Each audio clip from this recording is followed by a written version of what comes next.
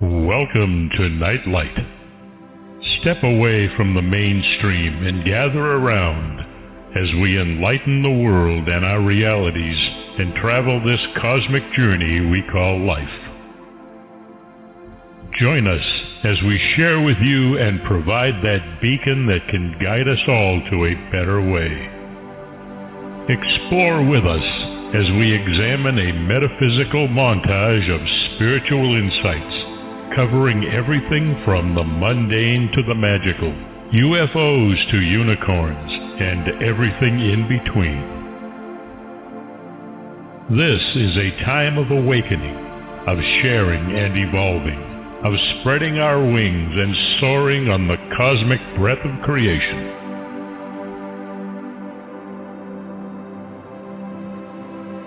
Come and join with other light-minded spirits as we weave our lights together to seek understanding, enlightenment, and with a little luck, some wisdom. This is Nightlight, a reminder that you are never alone.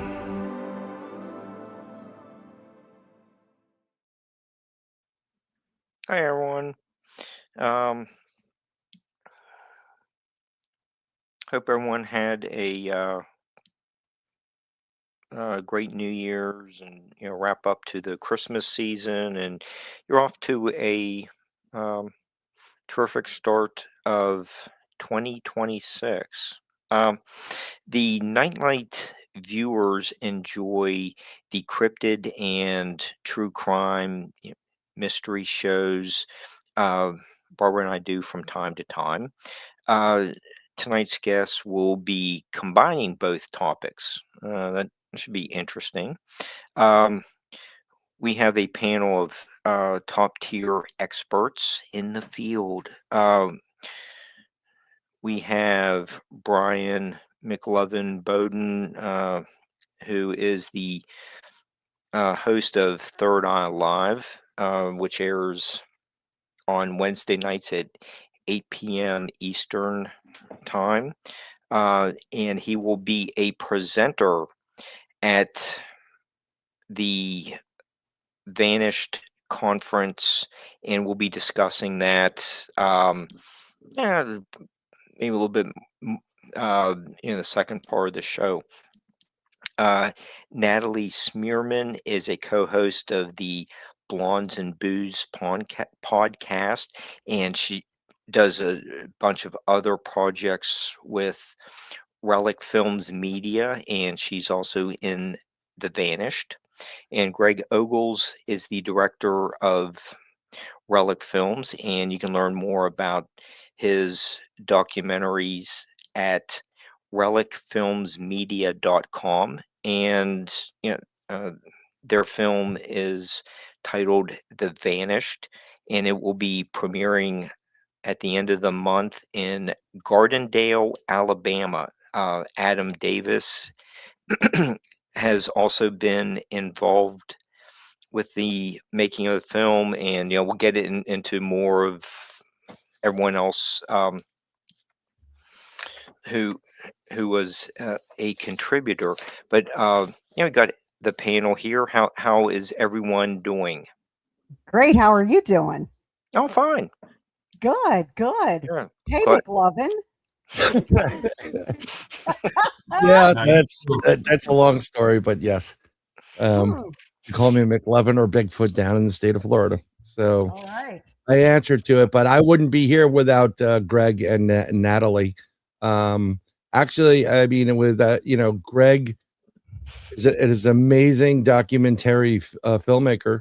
Mm-hmm. Really good products, and I've been watching a bunch of them prior to actually interacting meeting with Greg, and I love your progress, and they're just getting better and better and better and better, and I'm excited to be seeing the premiere on the January 31st.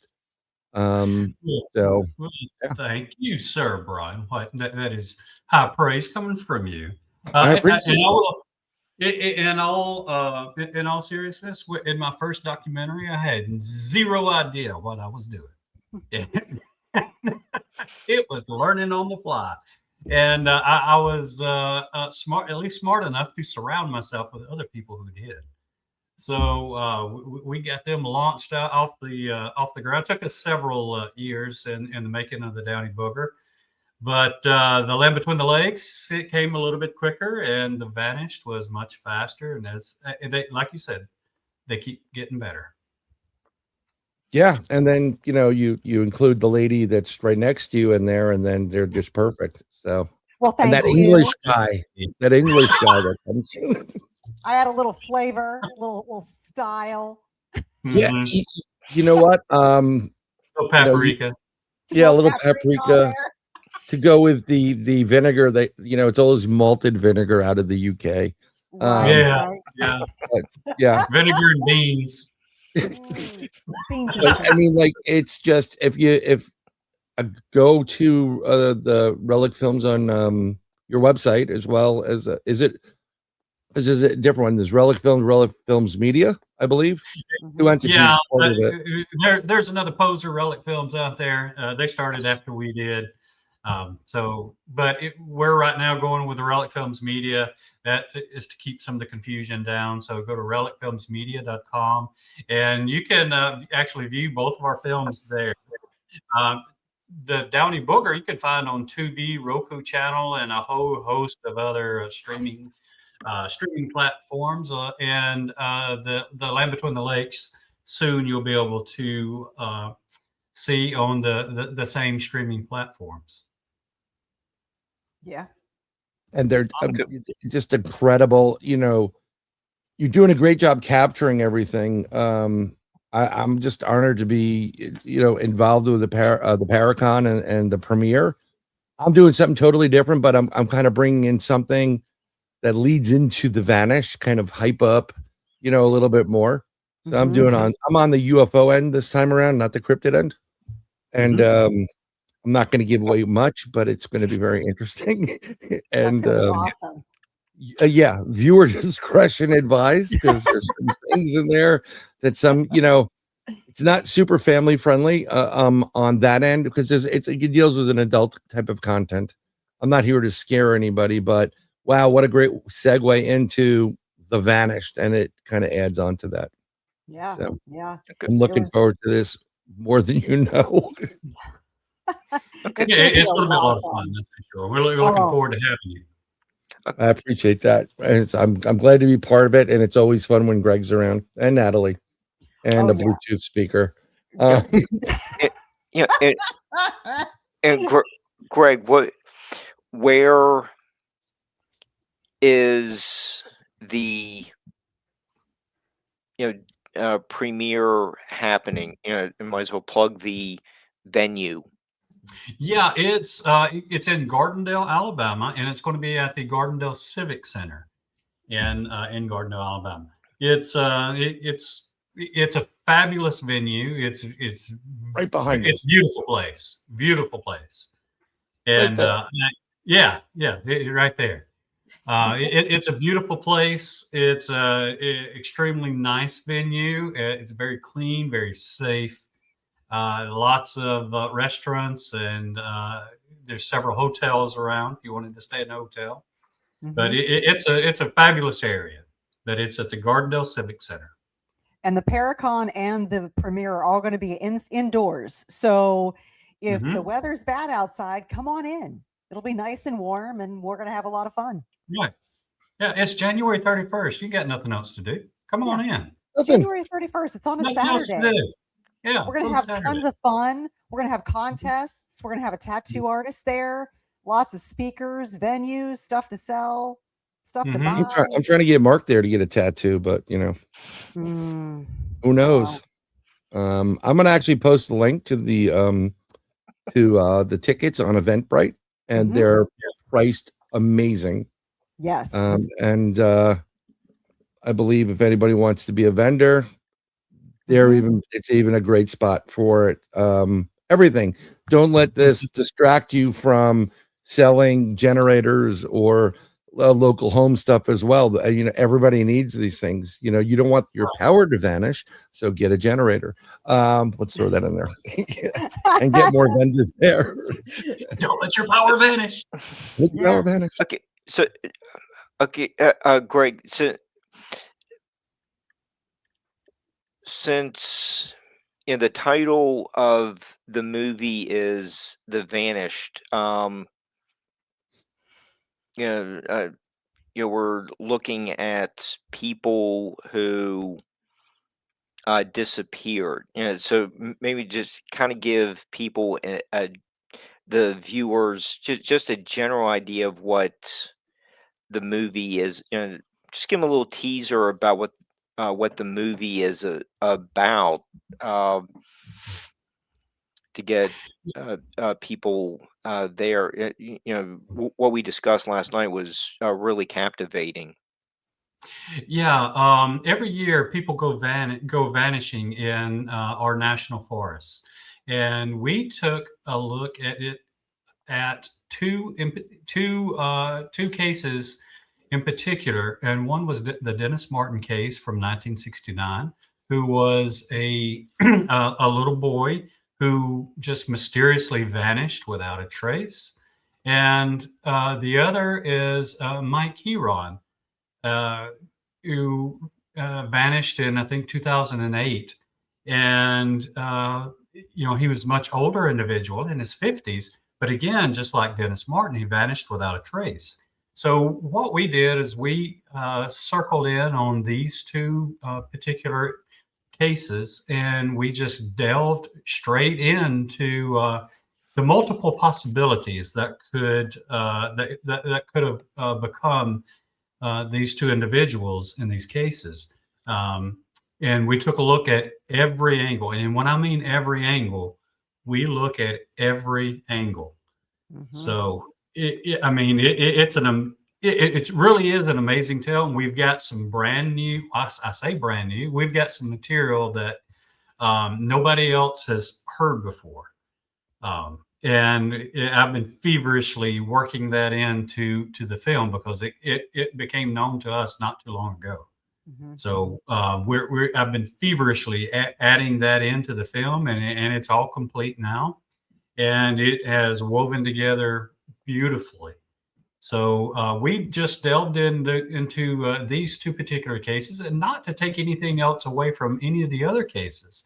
It's just that we had to zero in on something. And we just picked these two particular cases because they were so similar in the fact that they just vanished without a trace, with no clues. And I thought it was very interesting because, and kudos to Greg, because he allowed us to really dive in and investigate and to go as far as we could with the investigation, online documents, and then going out into the forest and really going deep into the forest and just really honing in on these very areas of high strangeness. So it was a remarkable journey, and what I learned, I mean, it was life changing. So Greg, thank you. That's kudos to him. Well, you did a wonderful job, Natalie, and I will say that Natalie did a fantastic job in her research and her presentation of the evidence, and going out into the woods without running away. So that in itself is a feat. Well, I could have though. Yeah, well, I didn't. I don't know. We had you kind of tied down, so you couldn't. And there, there was a tree down too, so there was that. So I was blocked in. And I will say that we captured some evidence that is extraordinary. I mean, it's extraordinary, and you will be surprised at what we link it to. I'll just leave it at that. Yeah. Okay. So, Greg, you just mentioned that Dennis and Mike's cases were similar. Was there any, Natalie, when you're doing your investigations, was there you know, any type of like clothing left behind? You know, is there anything documented about Yeah, blood that was stains? Like, yeah. can you kind of recreate what we know from the crime scene? Yeah, so both cases, to Greg's point, were just very, very odd, as many others are. But again, we honed in on these two cases because these are two individuals that were not new to the forest. These individuals vacationed in the forest, lived in the forest, hunted, camped, went on long hikes. I mean, these two individuals were in the forest from the time of being a small child. So the disappearances were literally, there was nothing left. They were gone. There was no trace, no evidence, no nothing. And, you would think that a man in his 50s who grew up and lived in the forest wouldn't just disappear like this. Gone, nothing left. And then there's a little boy with his family within a few feet of him that just literally disappeared. No sound, no nothing. So these were the things that were really, really interesting, and made and drew us to these cases, because how strange it was that there was no evidence, there were no witnesses, even though there were people around, or there were neighbors, or they just went on a little ride and then nothing. And so when we dove in and did a deeper investigation and really looked at interviews and looked at documents, and even the government documents that were documented and kept away in an archive and then resurfaced, it was still very, very bizarre.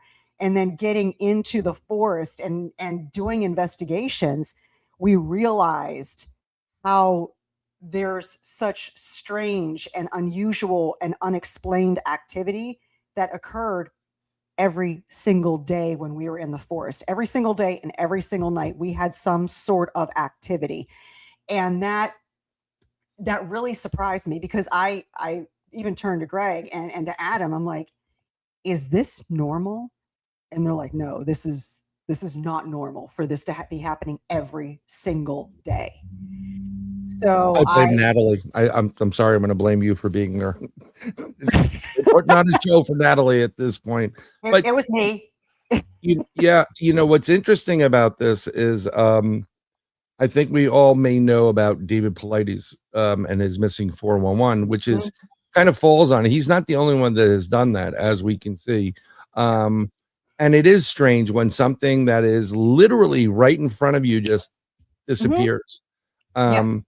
As a researcher and investigator, primarily of paranormal for a long, long time, up in the New York area, we have a mountain, and they have a fire tower at the top of it. And during COVID, we took, the kids up there, get them out of the house because they were just killing us, and we ran out of duct tape to put them on the wall, But something was strange there. I've had there's a lot of ruins in there and rock formations. There's quartz. I've had Bigfoot encounters. I have UFO encounters and some other things there. And when we're walking up this hill, your spidey senses kick in, and I'm sure you can talk about, both of you can talk about it when you're on the set, which is a real life set. And I literally, when we were coming down, I felt something walk. When somebody walks past you really fast, you get a breeze, and no one did. And my youngest was going off to the side. That is the area where, at the same day, I asked my youngest to pose, and you know how kids are. They're like, she's doing or whatever. And we caught the fairy on her finger. So yeah, it's a great, if I can find it right now, I'll share it with you guys, but this is the weird things that go on, and it's a fairy. But I said, no, stay in front of me. And I literally put my hand on her because of situations like this. So maybe you guys can talk about the high strangeness in the area, which may contribute to that. Go ahead, Greg. I'll let you go first. Yeah. Well, some of the high strangeness in that particular area that we saw, we encountered some paranormal activity. We went to a church and we got some paranormal activity inside the church. And later on, we went out into the field where we went out to a place where the late Mr. Carpenter used to research. And it's at a particular place where he had seen a portal. And sure enough, right where that portal was, we had lots of activity. And by activity, I mean, it was these lights that you see out in the woods, these orbs. And, for the most part, they were just, they were quick, you would see them and then they're gone. However, they did seem to respond to stimuli. They interacted with us. Whenever we laughed, it seems like they would get brighter and come a little closer, so it did seem like that laughter affected them. I mean, whether one way or the other, but it did affect them, and they became more active with the active, and that corresponded to another event that we had in the land between the lakes. Very, very similar. We were sitting there talking, cutting up, and we saw these orbs, and they came toward us. They came near us. And it seems like, they were interested in our laughter or our conversation. And it seemed like they wanted to come in and check us out, So we kind of delved into like, hey, what is it we're seeing here? And there's got to be some sort of legends or some sort of ancient knowledge about what these things were. Surely we're not the only ones seeing these, and sure enough, we're not. And I'm not going to give this away here, but you will be surprised at what we link this to. And there's a direct correlation to an old legend, Cherokee legend, and actually one in Alaska as well, about these particular events that we caught on camera. We caught these on camera now in the Vanished. So you'll be surprised at what this is linked to. Yeah, it's you're doing a premiere, and it's really trying. It's very hard to tell you something without telling you something. Mm-hmm. Yes. Because it's a premiere. You don't want to get, it's just come down to the Civic Center on the 31st and you will see this and your jaw will drop. And I mean, like, I'm excited to I'm presenting, but I'm also going to be sitting there like, with the whole crew going, oh my God, and then, the discussions later. So. Yeah. Bryan, our buddy, Ron, in his fairy book, talks about the orbs that were, I think there were 5 that appeared in front of him. Stan Gordon has been a guest with us. He's covered he's been investigating them over the last few years. So it's and they're like almost like sentient, like Greg said. They're responding to human interactions. 100%. Emotions or something. I shared the two of the images. One's the first one when I had a blackout her face, so because I never heard the end of it from her mother.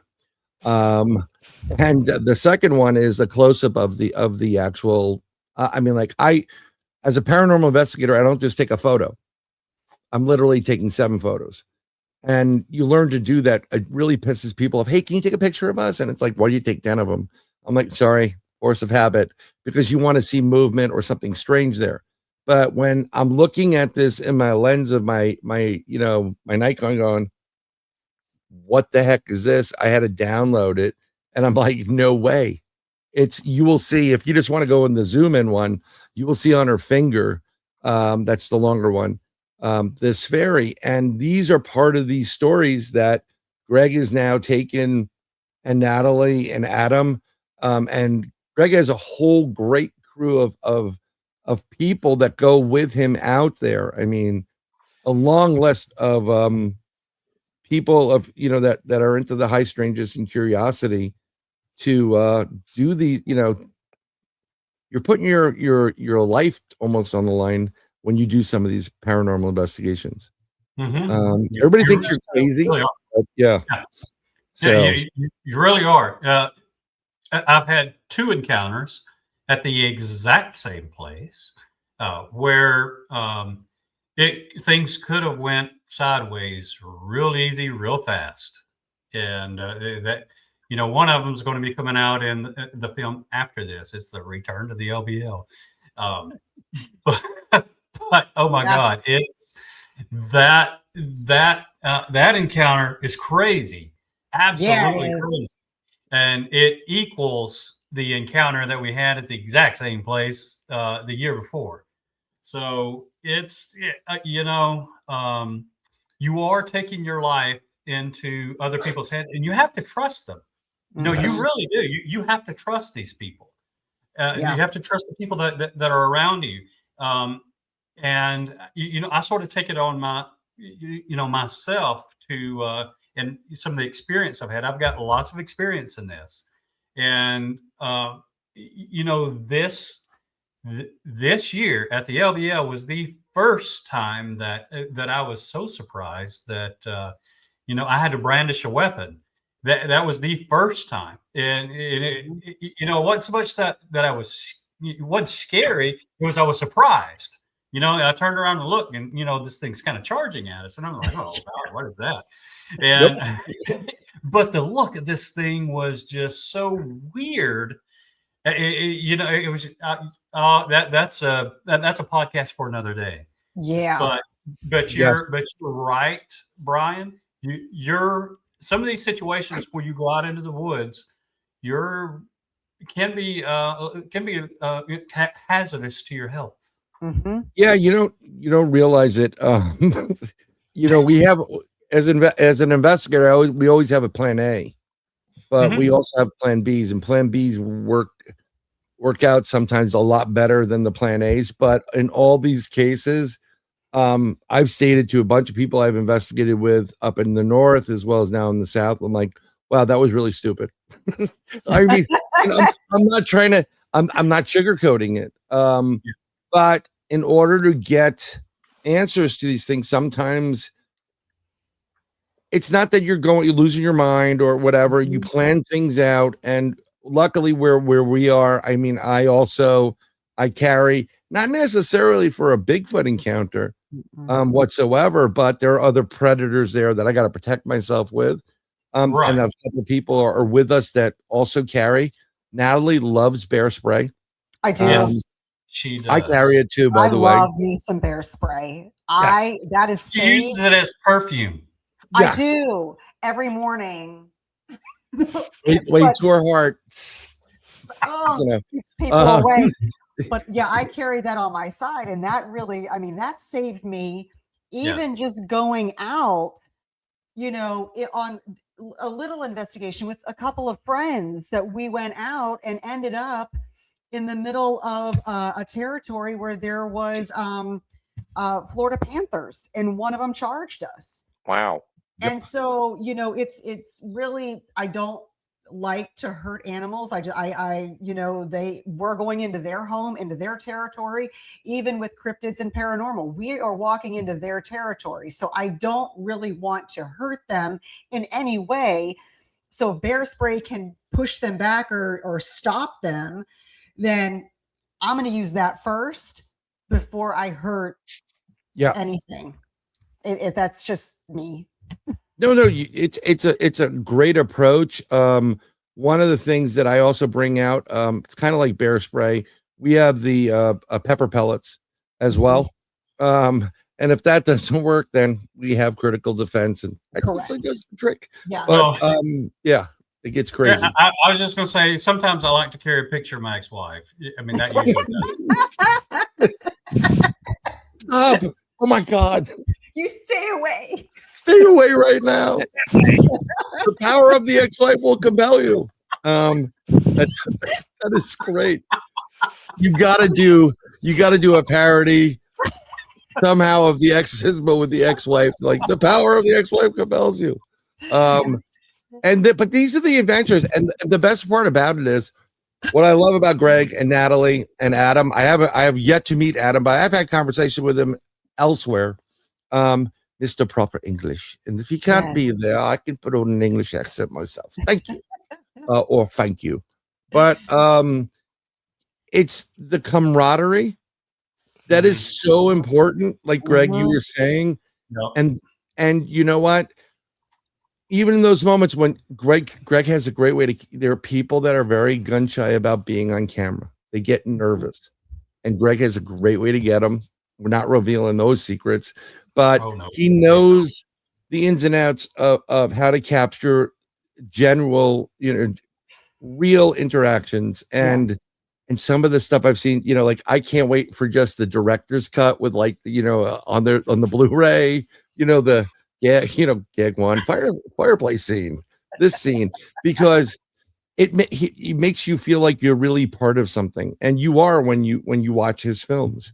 It's like, I want, you've inspired. I mean, my daughter, she's a little bit leery of certain things. She goes, I want to go out there and look for this. And I'm like, you have no idea what you're doing. No, but you're inspiring people. I've had conversations about, I saw the LBL thing that you are giving out over in the conference that we were in Missouri, and fantastic film. And some people were discussing, like, I want to go out there. I got to go out there. I want to, and it's great. You should get out to the outdoors. Go in a pair or two. Well, Bryan, one of the things that I really, really do try to incorporate in my films is that this is not just a dude thing. Gals can get out and do this. That's right. As a matter of fact, gals can probably have more luck than we do. They might have more experience, not more experiences than us guys do. So it's, and I don't know about you, but my time machine only works one way. I'm getting older, and eventually, I'm going to be too old to do some of this one day. So, it's like coming to the Paracon. I want kids to come in free because I want to expose them not only just to, the cryptids and have them learn a little bit about how to keep safe when you're out in the forest, but just get out into the forest, get outside. Get away from these phones and stuff from all the time. Get out to nature. You need to get back in touch with Earth, because once my generation's gone, I hope this knowledge that we're learning now doesn't end. This is just the beginning of it. It's just the beginning. And a lot of people in our generation. A lot of people in our generation are just, they're empty nesters right now. And their whole life has been work and kids and whatever softball game or whatever. And then once the kids go away to college, they're like, who am I? What do I do? What do I do? What do I do? And so I think what we're inspiring, intentionally or unintentionally, is, hey, get out in the forest. Go for a hike, go for a walk, go camping, see what you can find. And I have gotten calls and messages going, hey, you guys have really inspired me. My kids are gone. I didn't know what to do. It's just me alone. I'm a single parent. And I'm now going out here, or I'm going on a hike, or I'm inviting friends to go camping. And I think that's amazing, because now Yeah. we're getting more people away from technology and back out into the forest and in nature, and really honing in and reconnecting, which is phenomenal. So if that's what, we're able to do, that's a huge win. And And I didn't mean to interrupt you, Mark, but in the case of Greg being older in the time machine, we're all at a certain age. I have no doubt that we'll see all of us in those rascals, like they have at the market, and we're just nitrous out. And do you hear that? Because, with that kind of technology now, it is really prevalent in Bigfooting and going out for some of these things, because it's very silent and it gets you further distance into places that you couldn't normally walk in a day. So don't let yourself be limited, even if you're in one of those little bugaboos or whatever they call them. Go out, enjoy the you're not going to be able to climb over certain things, but I'm sure that'll be equipment later. But I can't wait that's going to be great for Relic Media. Those trail shots when you're driving along with it in the Rascal. Yeah. See? Yeah. But in a lot of these, a lot of the encounters that we've had has been in camp. So there's a lot. You don't even, in some places, you don't even have to go out anywhere. You can stay in camp and you'll be like, oh, what was that? Every night. Every night in the LBL, we had activity in camp. Every night. Natalie, how did you get involved in paranormal research and so much outdoor stuff? Is your family always involved in camping, or is this something developed later in life? Yeah, it developed later in life. I mean, I always had paranormal activity around me since I was a child. So it's scary at first. And then it just progressed as the years went on. And then I realized and studied more that, these entities are just wanting to communicate. That's really what it is. And, they're not always demonic or evil. They're just trying to communicate and get their voice across. Well, a lot of times when you go into paranormal investigations and you go out and you keep going out, it does cross over to cryptids and to UFOs. So there's an overlap with all of this. And I started studying cryptid investigations many, many years ago, reading books, watching videos and podcasts and movies, and a lot of interviews as well. And then it wasn't until 2024 did I really go boots on the ground and investigate and, did a lot of my own research and experiments and realized there's a whole lot more out there. And so I met Adam in the spring of 2024. We stayed in touch, and he was seeing a lot of what I was doing out in the field. And in February of 25, he called me up and saying, hey, I'd love to introduce you to GREG OGLES and see if, we can film together. And then the rest is pretty much history. And it's just been blowing up ever since, because we've been going out investigating and doing conferences and podcasts and just really getting out there in front of folks, just providing education and information and material, which is fantastic. Do you think that the vanished will help to bring closure to the families of the people who disappeared? That's a great question. I think it will provide a lot of good details, a lot of good information, even information that they probably have never even thought about or experienced or even heard about. So I think that's going to bring light on a lot of what has happened, not with just these two disappearances in these families, but with many others. I hope it does bring them some peace and some understanding. I don't know. I hope it brings closure, but it's with a disappearance, even with a child, that's something that's a piece of your heart will always go missing. Agreed. Yeah, I don't know if it's going to bring closure or not, but it may answer a few more questions, and it might even bring up a few more questions than answers. So, as far as closure goes, in my opinion, the only closure that would that I myself could get out of a situation like that would be definite answers. Mhm. And a definite answer, in my opinion, would be where is the missing person? Where are they? Either alive or deceased. And the other, if they're deceased, what happened? Yeah, that's a tough. It's very tough. Um, there's a lot of individuals that live that grew up in areas, and they know there are certain weird things that take place, and they they used to tell their children, and their children would tell their children, and grandparents would tell their children. People kind of stop from that, like, let's not scare them, when in fact you should be informed.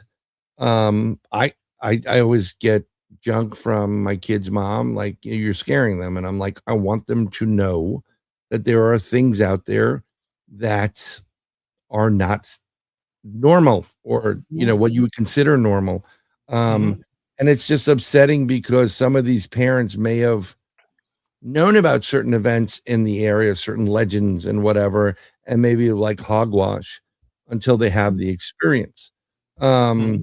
And you're right. I mean, as a parent, it would destroy me Mhm. if, God forbid, something like this happened. And I can feel literally as a parent how these parents are feeling. And then it causes a whole bunch of turmoil on that end. But yeah, I would want to know for definitely what was going on. Mhm. Yeah. Mhm. Absolutely. So in essence, I think there's going to be some good for the families, but I think it's going to be more eye-opening for everyone else. Mhm. Yeah. And Bryan, to your point, I think talking about what is out there is key. I taught my kids, from the get go, if you're out in the woods, don't go somewhere alone. Be mindful, understand what you're hearing. And so sometimes they would go out in the woods and do an Ohio howl and see if they can get a response back. So that, you know. Yeah, sometimes those aren't good things to do, but I mean, like, depending on where you are, like I've been to Appalachia and some of the Blue Ridge Mountains, and you don't whistle out there. You don't whistle. And if you hear whistling, you go the other way. There's certain times when you leave those areas that are darker. Yes, we're paranormal investigators, but there's a safety factor involved in a lot of this stuff. And that's why, as Greg and Natalie has said, you go with numbers. Um, the worst thing in the world, like I can only imagine what my kids would do if they heard like a baby crying in the woods, which is a mimic, and we don't know what that mimic is. And there have been even adults that have had situations where they were here, like, the help me. It sounds like a woman's calling for help, and you don't know what you're getting. Yeah. That's why they have this thing called 911 on your phone. Mhm. And you can say, hey, I'm here. You can track me. I'm hearing a woman saying, help me. And if a local constable is in the area, they know. I mean, they grew up knowing some of these legends. And this is, they'll be like, yeah, we got it. No problem. And they're not going to go in the woods to look for it either. I've seen Mhm. some small town law enforcement. They're like, no, I'm not going in there. And they Mhm. got big guns. Yeah. So if they're not going, or their dog gets us afraid, and I've seen that too on a couple of cases of my own, I'm like, yeah, this is a bad idea. Let's go. Leave Mhm. it be.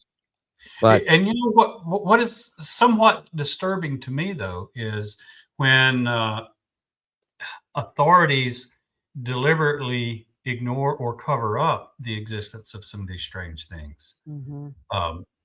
In the making of The Vanished, I had opportunity to talk to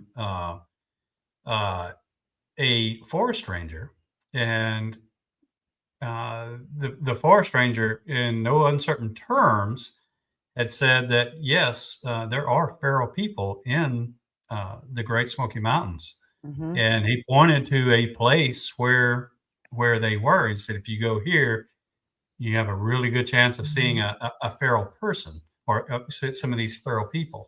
So, but they can't talk about that like on camera or publicly, because it's a no-no.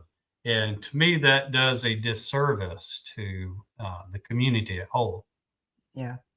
And while we were there filming, I got to talk to a lady who ran the motel, and her family had moved there 2 generations ago. Her grandfather was helping build roads through the national forest, and they had brought a lot of people into the area. And so it was a big contract, and they were going to be working for a long time. Well, as they were moving through the forest and digging up the ground for the roads, they found unmarked graves. And some of the times there were boxes, which they didn't even know what they were. They would open up the box and there would be a body in there. But when they looked at the cover of the box, there were scratch marks from the inside. And it wasn't just 1 or 2, there were a lot of them. So as they're digging up these unmarked graves where it was either somebody was buried alive or somebody was murdered, it was unearthing this negative energy. And she said that's when this time of high strangeness and a lot of paranormal activity was happening. And it's just incredible because you don't really think about that. And that's not advertised. That was passed down through generations, where she was kind enough to share that story with me. And so when you go into these areas and you get a lot of paranormal activity, you have to wonder why. So it's always good to talk to the locals. Oh, absolutely. I agree with that 100%, Natalie. And, that kind of mirrors the situation at the LBL and the situation that happened there. Yeah. And also mirrors the situation at a place in Georgia where I filmed the Downy Booger, that, something very much like that happened there. There was a huge massacre. So, I think that unearthing or disturbing some of these graves and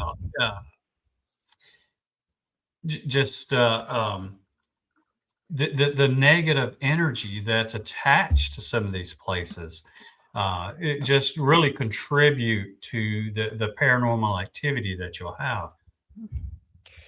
Yeah. Greg, do you find that? What you just said about what happened somewhere. Okay, let's say it's outside.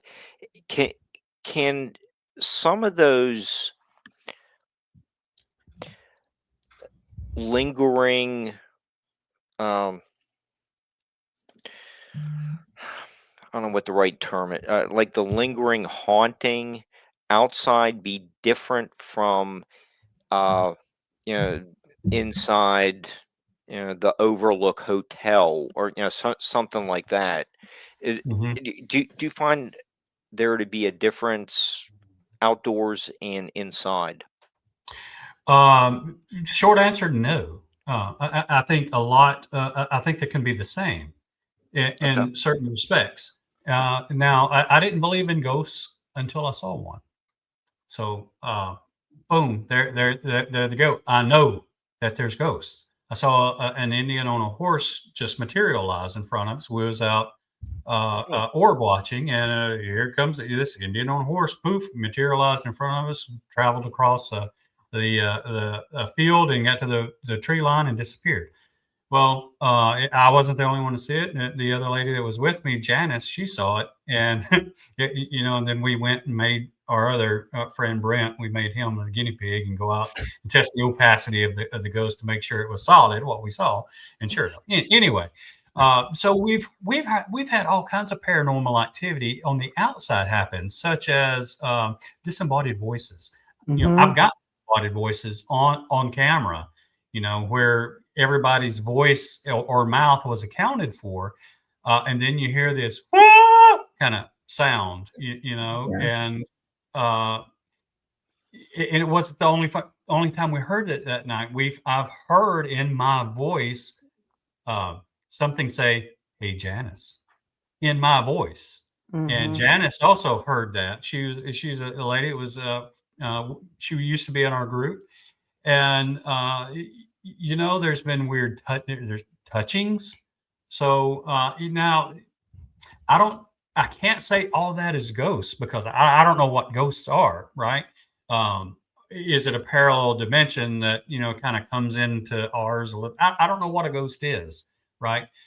But I will say that whatever happens on like inside homes and stuff can certainly happen outside. So, Yep.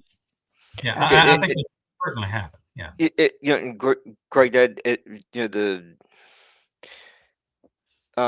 example you just gave of Janice sounds like what Bryan said a few minutes ago about the mimic voice. That's really creepy. And you also It get at is. the end of like Stepford Wives, in which it's just creepy enough. But it's hearing mommy help me in the middle of the woods. That sounds like something right out of the Grimm Brothers.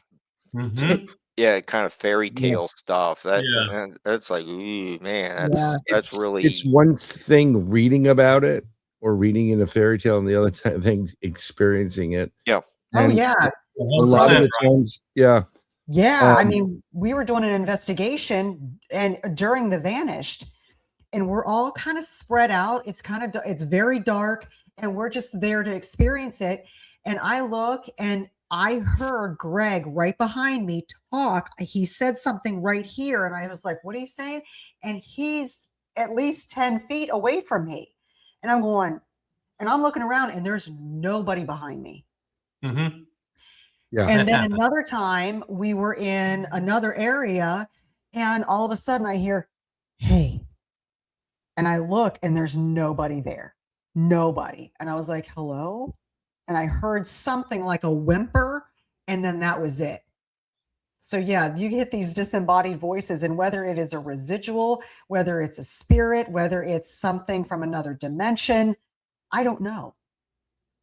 But I always try to answer so they know that they're heard. And something's very important that most people don't realize. When you have a haunted house or something like that, it's not necessarily the home that's the problem. It's usually the land. There have been many people kicked off the land from the indigenous to people that may have been working in a slave capacity, and people just being displaced, and they don't like it. And for some reason they're just there, and that begets other things that are maybe negative as well. So you don't know what you're necessarily dealing with, but that's why again, I will say, when you go out, I see a lot of people in Florida going out without anybody else with them. And hey, I'm not your mom or dad, but if you're going into certain situations, it behooves you to let somebody know you're going to be there, or go with somebody. It's more fun with two people or three or four anyhow. But especially if there's any legends or lore in the area, like LBL, which I ended up. Yeah, I've ended up. I haven't gone in yet, and I'm hoping to go up there shortly, soon. But I just pulled off to see where I was on my way to Missouri. 11 o'clock at night, I got out of the car just to stretch, and there's the sign. Welcome, be like yell, and I'm like, I'm in the car. And I took off, and I investigate this stuff, and I'm like, nah, not a good idea. This is how all those Scooby-Doo shows start, you know. Yep. Yep. What seems to be what is attracting, the entities at the land between the lakes? Is it the amount of water? Uh, Short blonde it- women. yeah, Yes, I agree. It's short blonde women going out there, Mm-hmm. making sounds. Woo. And they're like, "Hey, girl." That's what happens. I will tell you that and I don't mean that negatively, or it's a little bit comical, but women seem to attract more of this activity than men. That's true. And that's you're what right.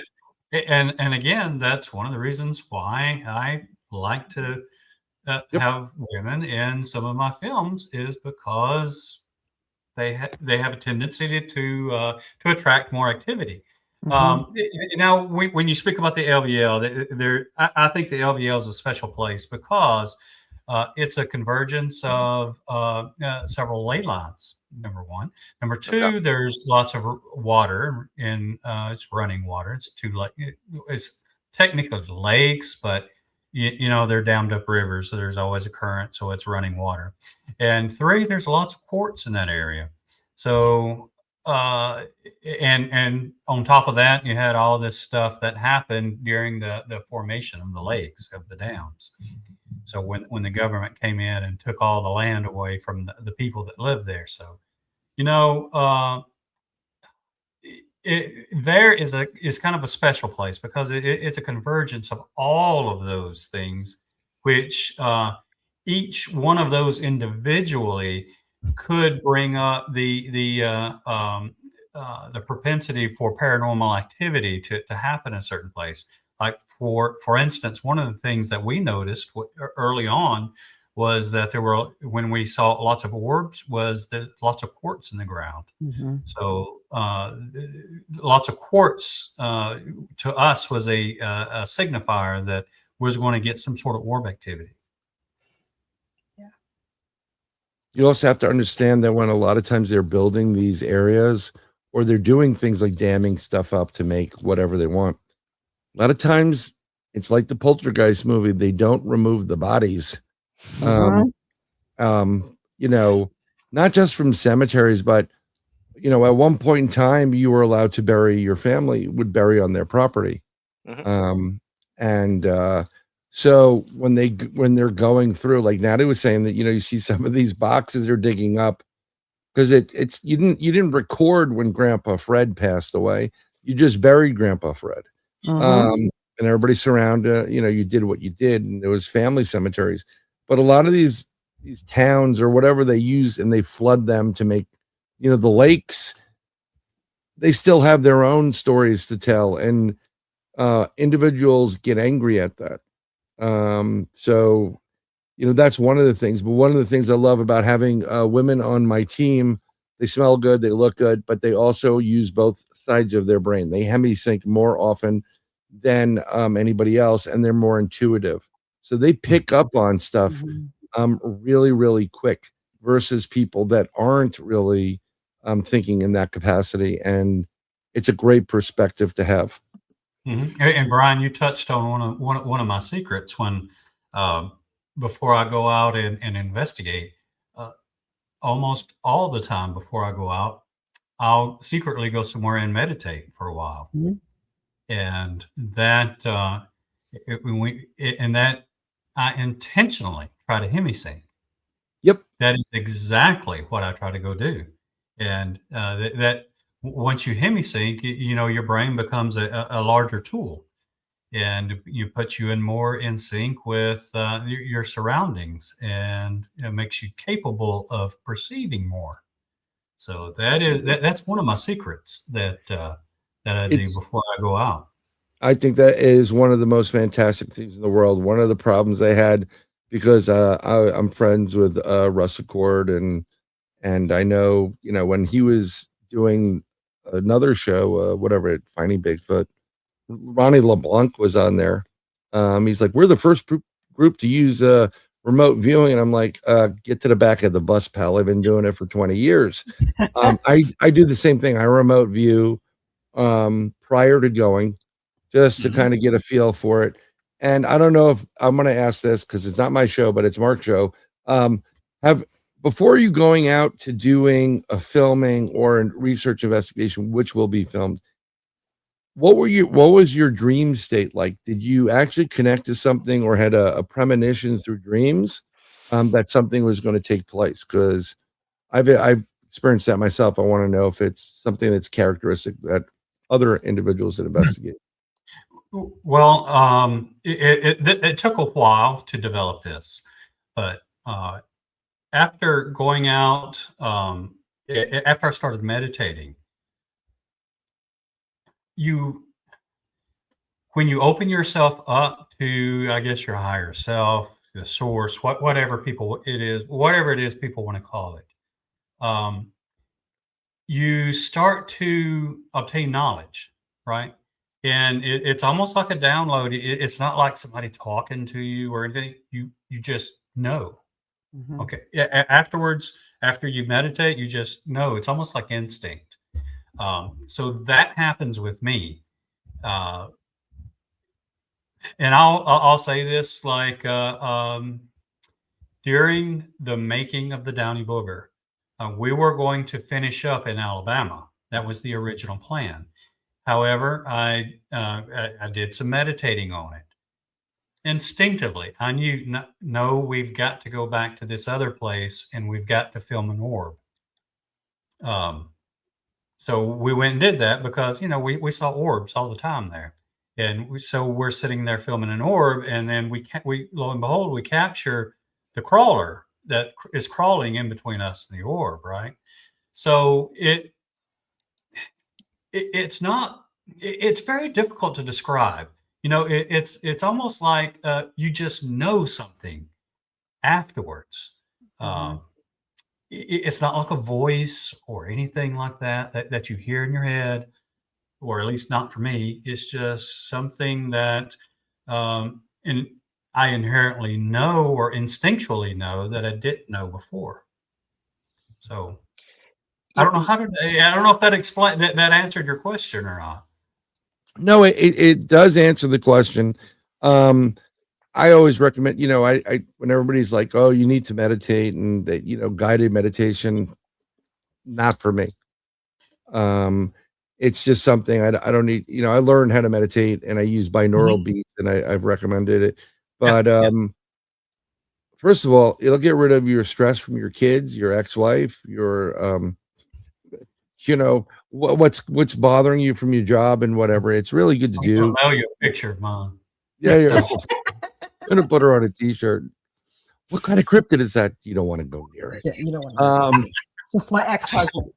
Right, yeah, same thing. It's like, you know, right now, whoever is with her is like, look how great she is, and you're like, you have no idea, brother. You know, so but this is what it's like with exes, and this is how Barbara was discussing prior to her cryptid experience. But I really do think it's a good thing to do, and you will be surprised what happens when you start to meditate. Yes, you I will. know.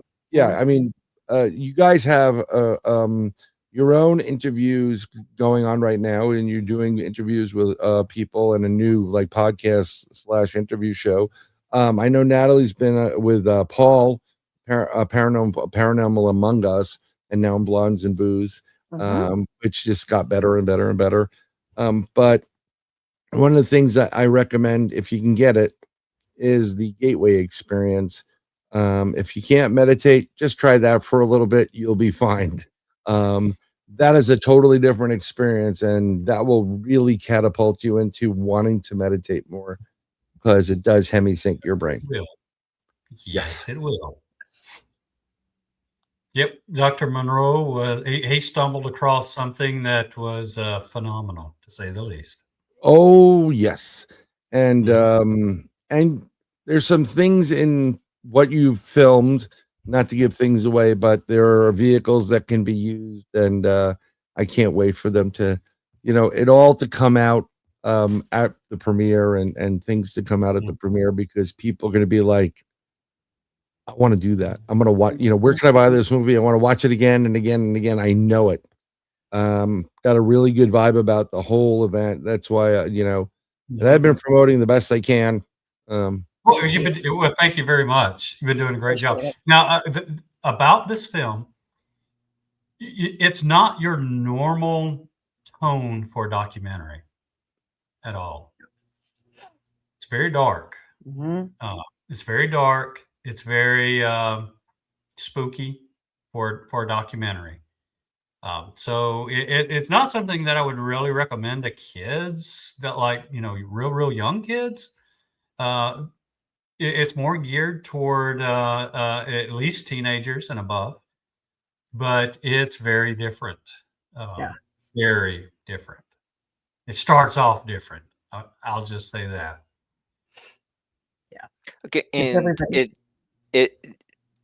it's you were, when we spoke last night, you were pretty much wrapping up a couple things. Is it officially done now? Filming is officially done. Yes.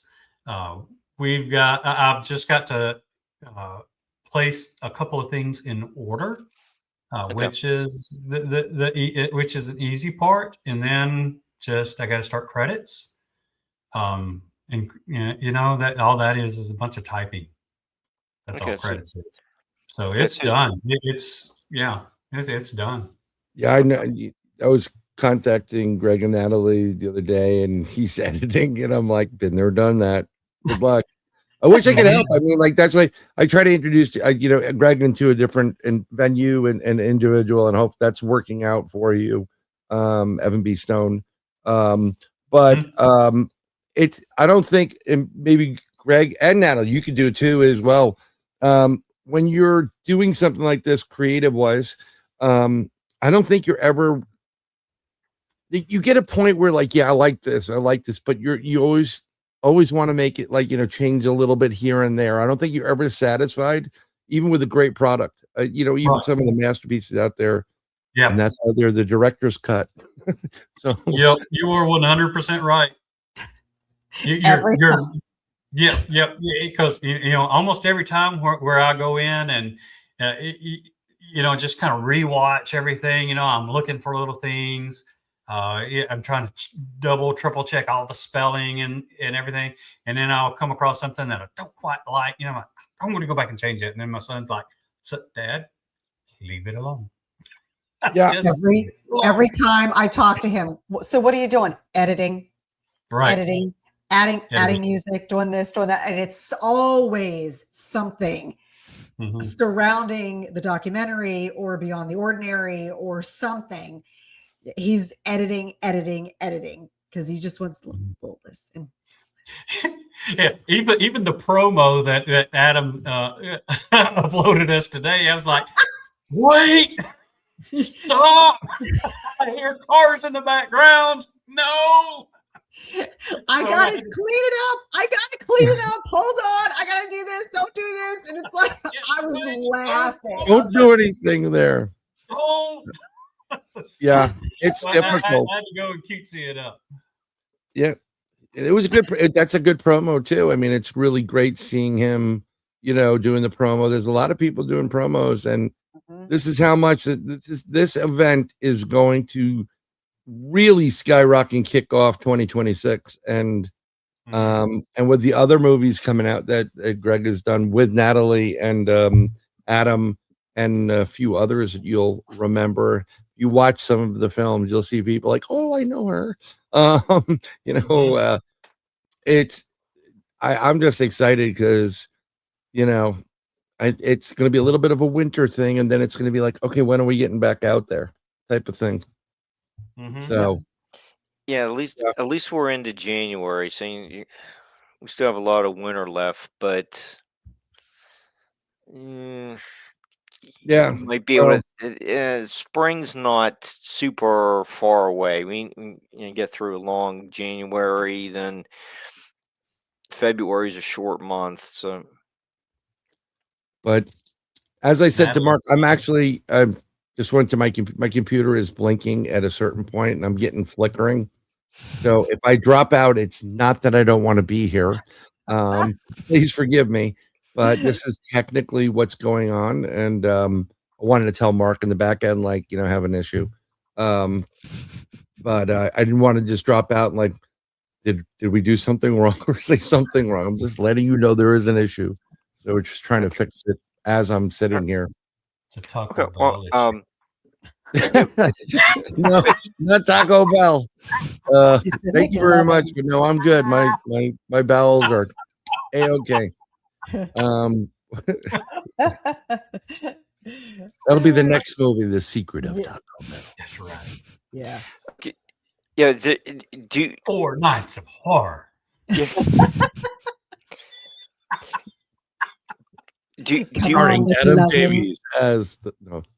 Lovin' and Taco Bell. Greg, did you want to stop there so we don't give the rest of the movie away? I think everyone contributed some tidbits to get butts in the seats, but we don't want to give away the movie. Is there do you want to plug the date of the premiere, the venue again? Do you want to call it a show then, or do you want to go into anything else? I mean, we can. I mean, I've got nothing. I else don't know to if do. you had more editing out the Not cars today. driving by.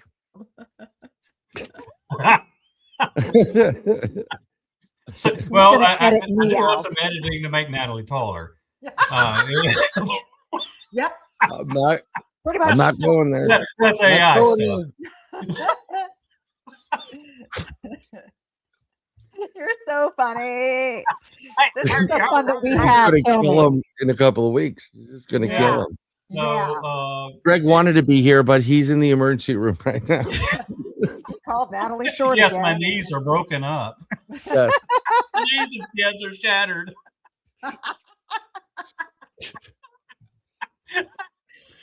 I did post a tiny URL, just so you know, Mark, in the private chat if you want to copy, because I can't post the link. They won't let me in the chat, but you can actually post it, or whoever is can post in the chat from the admin side. And this way, people that are watching can actually go grab, tickets at Eventbrite for this event. I mean, you can't even buy Starbucks for what I mean. It's like, this is a perfect event for the family. Yeah, it really It is. is. Go visit Alabama. Go Yeah. watch a premiere. Visit all the vendors that are going to be there. Come hang out with us. We'll have fun. We're going to have a ton of fun. Great speakers, all kinds of entertainment. And just me and Greg alone ragging on each other. That's entertainment enough. And then we're going to have podcasters there. We're going to have vendors there. We're going to have psychic mediums. There's going to be a comedian who's emceeing the whole event. And then, of course, The Vanished. So January 31st. And doors open at 9 a.m. So get your tickets. Yep. And not to forget, we have a Bigfoot calling contest. We have a tattoo contest. And a costume contest. Yes. That's right. So come dressed as your favorite character. Yeah. Or not. Yeah. Cryptids. You know. Or you can come dressed as Natalie. Come dressed as me. Yes. I know Bryan already has his costume. He called me up. He's like, "Can I borrow one of your outfits?" And I'm like, "Sure." Yes. I mean, I really don't have the hips for it, but Yeah. My daughters are come like, dressed "You as know, your wear favorite those costume. shoes with I mean, that that's gonna outfit." be a ton of fun. Yeah. Yes. Come get your picture taken with some of the crew, the cast and crew. Mhm. We're gonna have like a big old billboard, and that big billboard, that big sign, which you can take your picture in front of everybody. And Yeah. there's going to be some good food, always good food, Mhm. and good vendors, good speakers. Photographs, autographs. Yeah. Autographs. Mhm. Yeah. So, Podcast. mhm, Yeah, just you know, it's going to be an event. That is for sure. mhm. Okay. Yeah. Definitely. Yeah, that sounds like a good way to stop the uh, promotion. Without giving too much away, but Mhm. you made it very clear about when and where it's taking place, how to get the uh, tickets, and uh, you know, I think maybe we should stop there Yes. Awesome. and That'd be great. let everyone get back to just doing the fine tuning. But Mhm. I really appreciate everyone just presenting what they did to make this happen, and sounds like a great event. Awesome. Well, thank It's you going to be so much fun. for having us. Yeah, Yes. Yes. yeah. Thank you very Hey, much. well, Thank you thanks very much for for having us. thank you for being here. And we've Greg and I spoke last night about we have some other ideas we'd like to develop for some other shows, and of course you three are invited Thank you Oh, to thank you do this very much for again. inviting so me. much. Natalie will be on our show a little bit later on. Okay. This whole year, and this is really what I love about Greg is that, again, we're going back into the female investigator research, and I think this is the year of the research investigator coming from the female side of the equation, and it's about time. And a lot of our guests, we have Marilyn Bass coming. I mean, we have and Barbara DeLong, and I mean, it's just a great way to start this year off. And they're really good at what they do. Thank you. They're not shy. Not one of them are No. shy. Good So- Lord, no. No, not at all. Not at all. But I just look forward to this, and I'm really looking forward to, the hotel's booked, everything's, it was as soon as you said come, I'm like, boom, I booked my hotel, and then you Yep. got a better rate at the other one, and I'm like, yep, I'm there. Bring the popcorn and whatever. I got my BMR, bandana. Oh, yeah. Oh, dude. Maybe Yep. like a fake mullet too.